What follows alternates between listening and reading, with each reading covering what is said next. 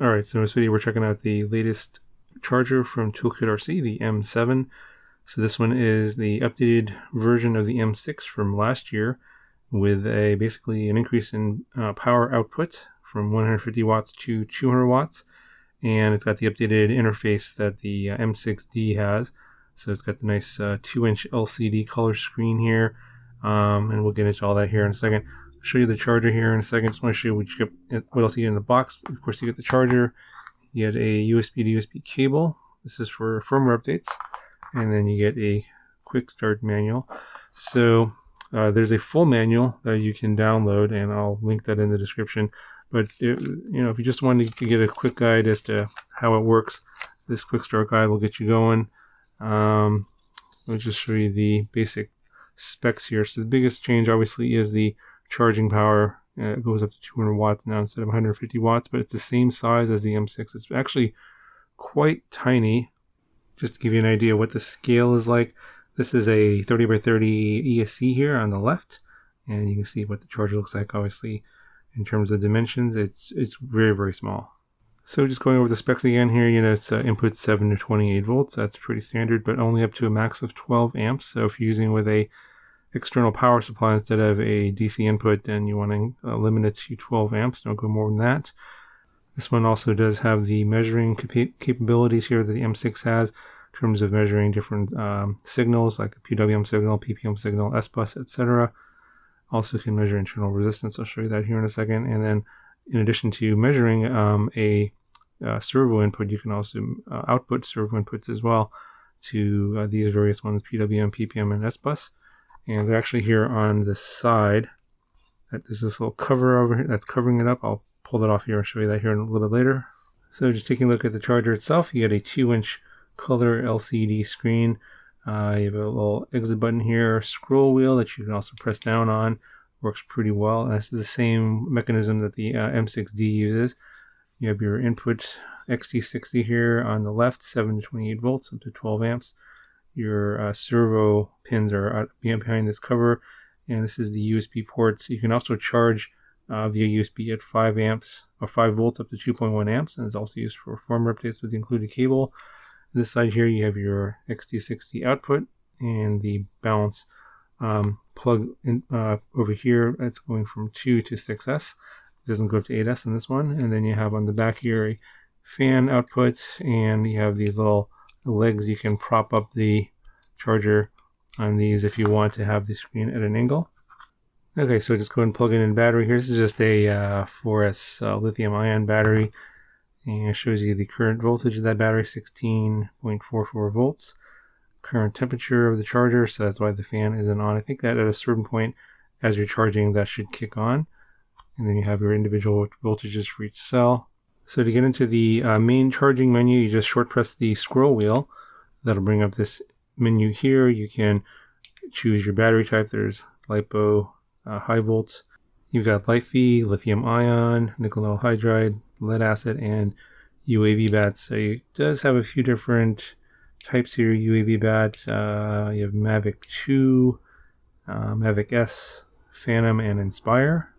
Going through the rest of the menu here, you can change your different cells. You can choose them manually from 1 to 6S, or you just leave it on auto, which is what I would recommend. Different modes here, of course: charge, discharge, and storage charge. You can choose your end voltage here. For regular LiPos, it goes from 4.25 down to 4.05. And we're going to leave it on the default of 4.2. And then you can change your charge current here. I believe it goes from 0.1 amps to 10 amps. This is a 10 amp max charger. And of course, just hit start. I'll demonstrate here a battery here in a second. If you long press the scroll wheel, it'll bring up the charger setup menu. Here you can change things like your input settings, power type. You want, obviously, if you're using a battery, use a battery. But if you have a power adapter, you can change it to adapter, and then I'll adjust these settings here. But I'm going to leave it on battery. You can change your max power and max current. Voltage range here. I don't think that's, let's see if that's adjustable. That is adjustable, so you can adjust up from 7 volts and lower than 28 volts, but that's the maximum range, of course. So I'll just leave it as that alone. Security settings, basically safe internal temperature, external temperature. So basically, if these settings are exceeded, it'll shut the charger down for safety. Now, like on the M6D, the battery selection menu here is turned off. If you turn that on, you can basically set up presets for certain batteries you use often. But if you don't want to use that, you can just leave it off. You can change the backlight setting for the brightness of the screen, and then this buzzer setting, which is actually turned on by default, but I turn it off because it has a really annoying sound. But I'll turn it on here so you can listen to what it sounds like. So as you scroll through the menus, you'll hear that buzzer, and I turn that off because it would make this video extremely annoying. You have to change your theme from light to dark if you like the black screen instead of the white background screen. And you can change everything back to default if you want. If you long press the back button, brings up the other menu here, which you can measure internal resistance, measure signal output, and the last one here is power, which will turn this output port here into a power supply. So you can adjust your power supply voltage from 1 volt all the way up to 28 volts. So basically it'll take whatever voltage you're getting from your input source and basically adjust it to whatever you want to. So if you want to output, say, 11.5 volts at 2 amps, you can do that. So the amperage goes from half an amp up to 10 amps max. So if you want to change these settings and then hit start, then what'll come out of here in the output will be 11.5 volts at 3.2 amps based on your settings. Anyway, so I've got a little 3S battery here. I'm going to charge this up. And as soon as you plug it in, you get your voltages on each of the cells. And let's see, does it show? Yeah, the internal resistance doesn't show up here. Now, I tested this before, and if you actually go in and to the measurement menu here, and then you hit measure resistance, it'll go through this process of measuring the resistance of the cells here at this current voltage. You see here it's at 53 milliohms. Now, however, if you go into the charge menu, so I'm going to go and charge this up. I've got to change the charge current. 10 amps is way too high. So say, I think this is a 600 milliamp hour battery. So charge it 2C at 1.2 amps. Hit start. Hit OK.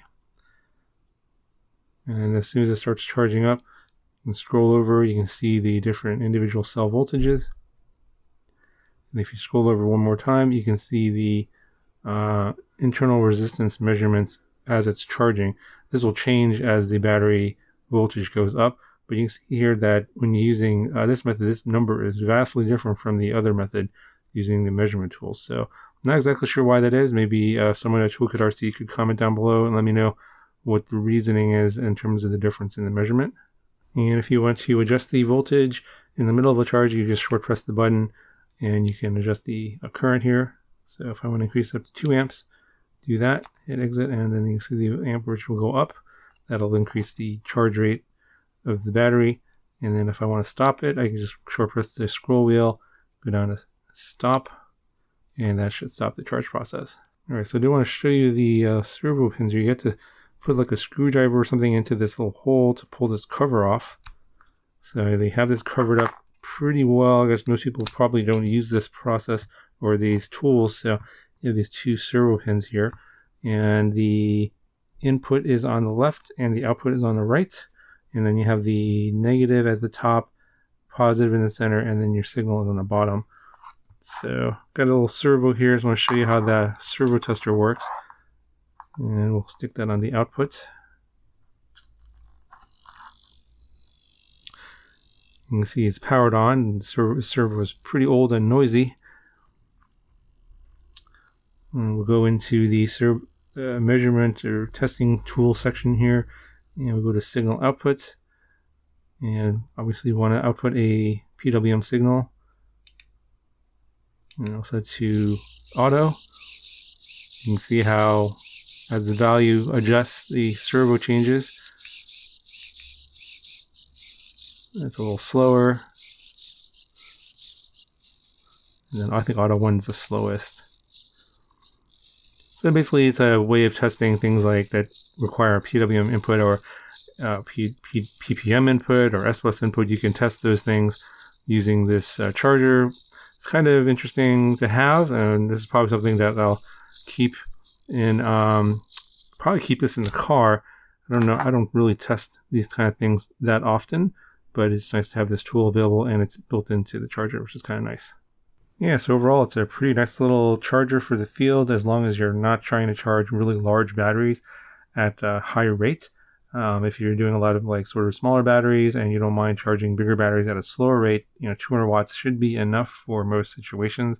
If you need a charger out in the field to recharge your smaller batteries, it should be fine. If you're trying to charge giant batteries or really big batteries, or like 6S, like say 5,000 milliamp hours at a high rate, this 200 watts is not going to be enough to charge those batteries very quickly.